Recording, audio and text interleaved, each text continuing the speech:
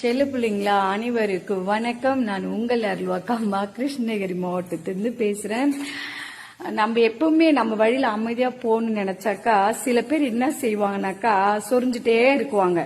அப்ப சொரியும் போது நமக்கு என்ன ஆகுது, குடைச்சல் அதிகமாகுது இல்லையா?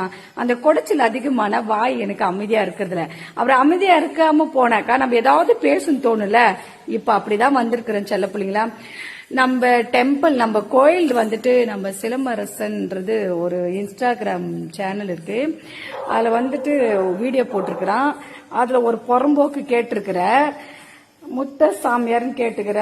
ஆமாண்டா, நான் முத்த சாமியார் தான். சரிடா, உன் பெத்த தாயி யாருக்குமே முத்தமே கொடுத்துருக்க மாட்டாங்களா? ஒரு உண்மையா ஒரு மகனா நினைச்சோ இல்ல வேற தாய் பாசத்தோட முத்தமே கொடுத்துருக்க மாட்டாங்கடா. உன்னை எத்தனை காலம்டா இதே பேச போறீங்க? ஒரு முத்தம் கொடுத்து ஒரு ரீல்ஸ் தான்டா போட்டேன், அதுக்கேண்டா இவ்வளோ பேச்சு வந்து 100 வாட்டி